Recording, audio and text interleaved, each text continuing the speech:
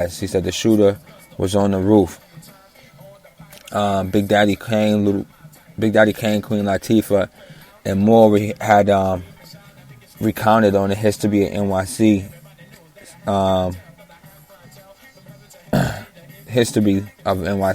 Latin Quarters Club in the early in 2014 about the violence back then. But DJ Nice goes on as part of BDP and told reporters from what he witnessed at the 40th hour. He opened up about what prompted him to make that phone call, which he says was to Scott, not Chris, KRS-One, but that would be MC, producer, and DJ was jumped in the Bronx and allegedly over flirtation advances made to a woman at the time. So D-Nice, whose real name is Derek Jones, was a minor and had been introduced to professional music through Scott. He said that when RoboCop and Scott LaRock arrived in the Bronx, joining himself manager Mo and McBoo, they rode to search of the assailants in a Jeep Wrangler, arriving to the High Bridge houses. It was really a mission of likes, they saying, because like they were trying to really break it up on some peace shit. So on some peaceful shit, it became violent because one individual, the person was RoboCop, who both he and Just Ice also referred to as Daryl.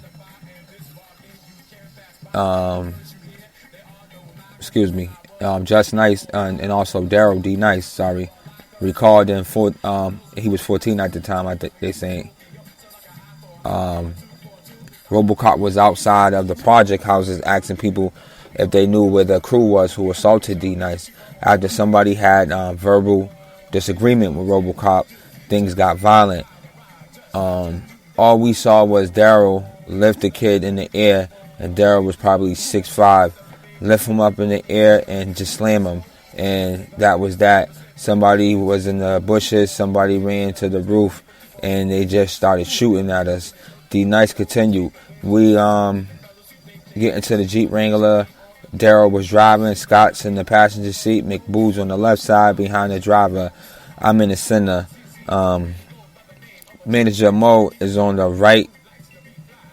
They're shooting so Mo's on the right while they're shooting at them. Okay, Daryl pulls off. I see Scott swerving. Then I can literally see the blood coming out his head. So in 2014, Combat did have an interview with D Nice. D Nice had said that the violence had the violent loss of this mentor prompted him to move out of the Bronx. He also said that even then he would not be able to identify the culprits. Just Ice alludes to the shooter showing up in the 1980s hip hop club. He's saying the Latin Quarters in the early 1980s. He said the son of a bitch. About 7 months later, the shooter showed up at the Latin Quarters. He said he must thought nobody recognized him, so somebody recognized him, and they said that's the man that shot Scott LaRock from the roof. That's all it took. The details was transpired, presumably in a full-length discussion, if you check it out on Celebrity Crime Files. But authority apprehended Corey Bain and Kendall Newland. So, however, no witnesses was or would testify, leaving the murder to this day unsolved. But KRS-One would join Just Ice in producing the 1987 Cool and Deadly. Okay, so elsewhere in the trailer, though, when y'all check out the Crime Files, Just Ice touches up on upon coming armed to the Queensbridge houses to see Screwball, members of Black Poet. All right, so Pioneer Gangsters Rap. He is seated beside Ghetto Boys, founder, DJ Ready Red, and more. So the full episode, y'all could check that out. It's just kind of dope. If y'all want to look into that, you know what I'm saying? Rest in peace to Jaylarock, dope man. You know.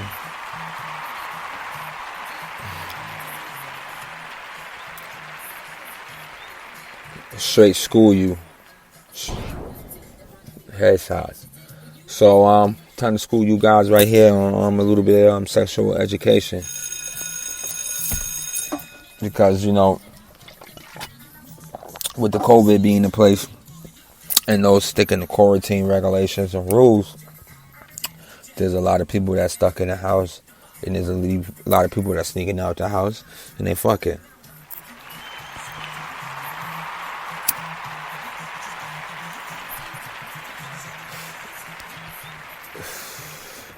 So with that being said, it's time to school you. Now, the Center for Disease Control and Prevention recently released its latest sexual transmitted disease surveillance report, along with new data on numbers reported sexually transmitted disease STDs cases around USA, all right, in metro areas. Now, antibodies or anybody who's listening, like and share, okay? Now, research team analyzed the latest statistics on city-by-city basis and developed a list of the top 100 cities with the highest STD rates, along with key trends, okay? So, but before we get into the rankings, here's some findings and trends that Jaylarock and us observed on the Jaylarock show, you punk motherfuckers. Alright, so STD rates continues to run rampant in the South. I tell you, the bitches are free. Mainly from Atlanta. No, sir. Shouts out to Atlanta. But, California led all states with the most cities in the top 100 with 7 cities. Like, I'll give y'all a rundown. So the biggest cities with jumps, all right, and fuck coronas at this point right now. The biggest city with jumps, because this is deadly. And the last year includes, number 1 on that list is Columbus, Georgia.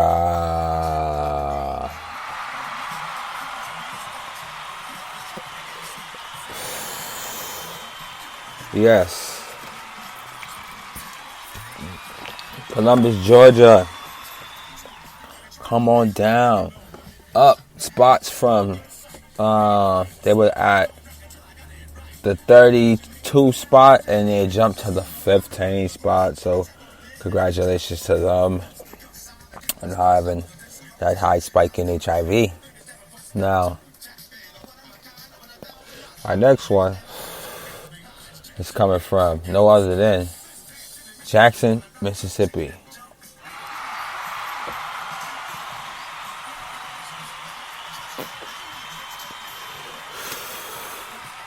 Yeah. So bad, ain't it? Now, man. Now, reports saying since these hoes has been fucking Black Gangster, it jumped up from 13 spot in HIV cases. Now, they went from the 15th spot to the 2nd spot. Ain't that janky?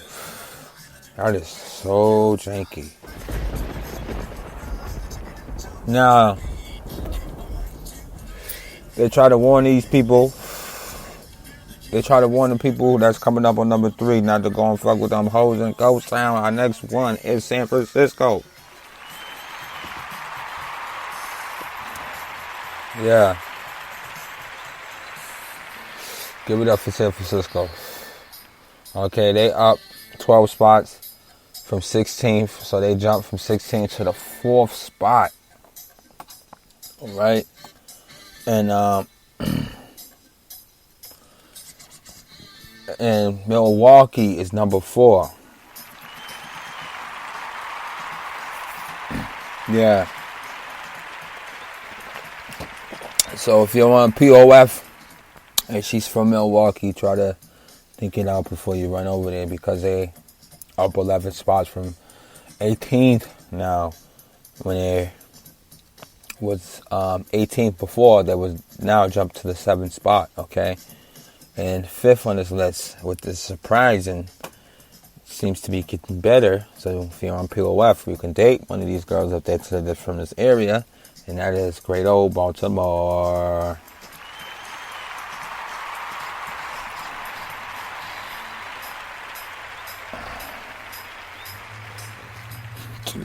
Yes, Baltimore, and they're up 5 spots, okay, and they're 6 before, and they number 1, first place, okay, as far as in spikes of having and getting it. Now, in terms of total STD cases, against including HIV, syphilis, chlamydia, gonorrhea, only the top 5 cities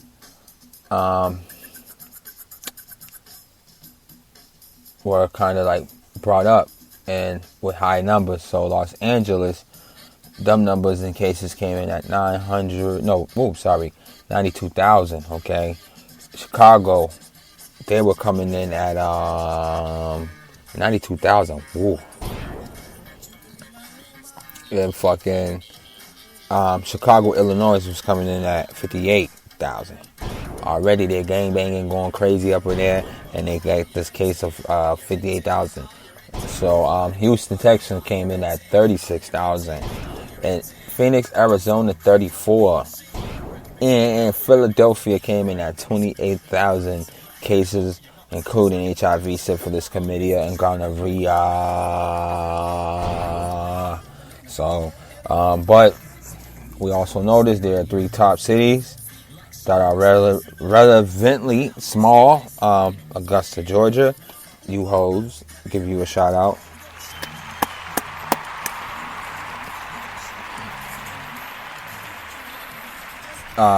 You guys have been keeping up these cases of HIV, syphilis, chlamydia, and gonorrhea. And Keeling, Texas. Give it up to them. Yeah.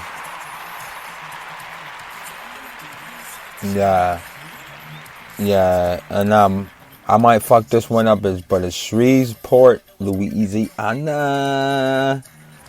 Hot pot pie chicken pussy. Fuck your shit up.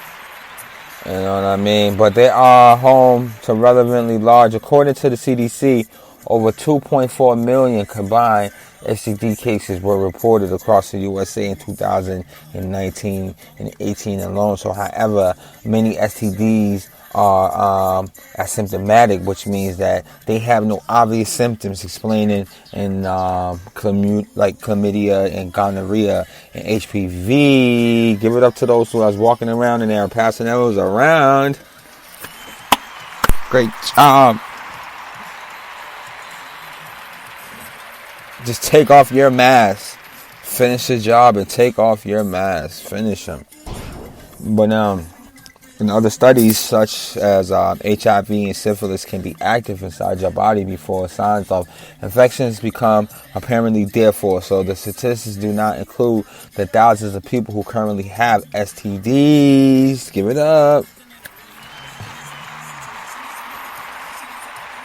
But they do not know it. So as aside, the STD stresses that if you are sexually active, get tested for STDs. That is one of the most important things you can do to protect yourself, okay? And make sure you have an open and honest conversation with your penis when you're in the bathroom. And when you pull your penis out in your hand and you about to put it inside it, you have a conversation with your sexual partner about your sexual history, and do not lie about your sexual history, because if you